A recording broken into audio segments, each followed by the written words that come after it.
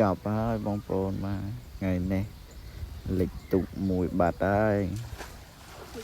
សារយុកមិញភ្លៀងមកមេធំហើយក៏អត់បានចូលមកមើលមានណាព្រលឹមឡើងលេចបាត់នាំតែស្ដាប់បានមុនដំបូងថាភ្លៀងសបាយបងប្អូនមកតំណាំយ៉ាងល្អហើយមានណាដល់ពេលចូលមកមើលទុកណាទុកលេចបាត់មានអីមានតាស្ដានឹងហើយស្ដាមិនស្រួលណាកៅឡាក់ក្នុងបងប្អូននាំផុតចេញពីទឹកទាញផងអីផងនាំចេញពីទឹកនោះមកកណាត់ថ្ងៃដែរហ្នឹងហើយទុកពីណាមកទាញហើយកៅឡាក់ទាញទៀតដោយសារវានៅនេះវាទឹកហូរខ្លាំងបងប្អូនបាទចឹងហើយវាពិបាកនឹងទាញឡើងចឹងហើយមានតែទាញកៅឡាក់ហ្នឹងហើយកៅឡាក់ចង់អត់ឡើងទៀតបងប្អូនបាទអត់តែក្លាប់ទេហើយខ្ញុំនេះអត់មានបានទៅជួយគេណានេះបានតែទៅត្រាំទឹកហ្នឹងហើយបានតែខាងអត់ប្រយោជន៍អូយមិនថាតាភ្លៀងមួយមេសបាយតែមិនសបាយណាបាយជាកើតទុកវិញទុកលិចទាំងមូលហើយនេះទាញនាំឡើងហ្នឹងបងប្អូនបាទគេអត់ចង់ឡើងទេដោយសារយើងទឹកហូរផងណាមួយវានេះលិចទៅស្រាប់ផុកសិតអីណាចឹងហើយនាំចេញនាំអីមិនស្រួលទេ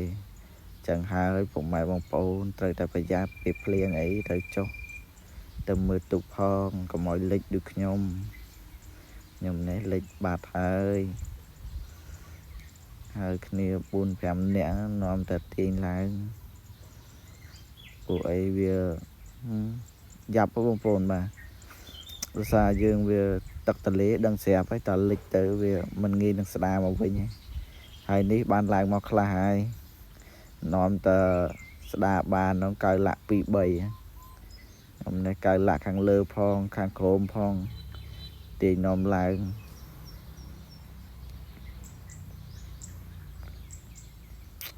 ហើយបងប្អូនមើលទៅចឹងហើយបានថាពេលភ្លៀងអីទៅតែប្រយ័ត្នតែវាមិនអីនេះជាមេរៀនបងប្អូនបាទថ្ងៃក្រោយយើងកុំឲ្យលិចទៀតចឹងណាតែធ្វើម៉េចទេបើយើងវាអត់ដឹងដែរឡើងតែភ្លៀងខ្លាំងមកមេយើងអត់បានចុះមកមើលទុំចឹងហើយក៏លិចបាត់តែម្ដងលិចនេះមិនមែនលិចធម្មតាទេដោយសារយើងលិចមានម៉ាស៊ីនណាដល់ចឹងទៅយើងវាបានទាញឡើងឥឡូវវាឡើងមកចិត្តផុតហើយនាំគ្នាឆ្លេឆ្លាហើយផុកទលេនេះចុះទៅទឹកឡើងលិចនេះបងប្អូនបាទផុកឡើងធម្មជាកេះណាដល់ផុកហ្នឹងមើលទៅចុះដឹងឲ្យសិតផុកតែម្ដងសោះស្វែងនឹងបញ្ញាប់ពូសារវាចិត្តយប់ហើយតាំងពីថ្ងៃណាបងប្អូនបាទពូស្ដាចេញអត់នេះទាញដៃទាញអត់ឡើងចឹងហើយមិនតហៅកៅឡាក់ទាញហ្នឹងតែឥឡូវហើបមកហើយបងប្អូនកុំឆ្ងល់ថាអេដមីននៅណាគឺនៅទលេបងប្អូនបាទស្រុកអេដមីននៅខាងកំពង់ឆ្នាំងឯងអត់នៅខាងណាឆ្ងាយនៅខាងកំពង់ឆ្នាំងនៅមកជួរដងទលេបងប្អូននៃចង់មកលេងទលេអីតាក់ទងមកខ្ញុំបានចាំខ្ញុំជូនដើរលេង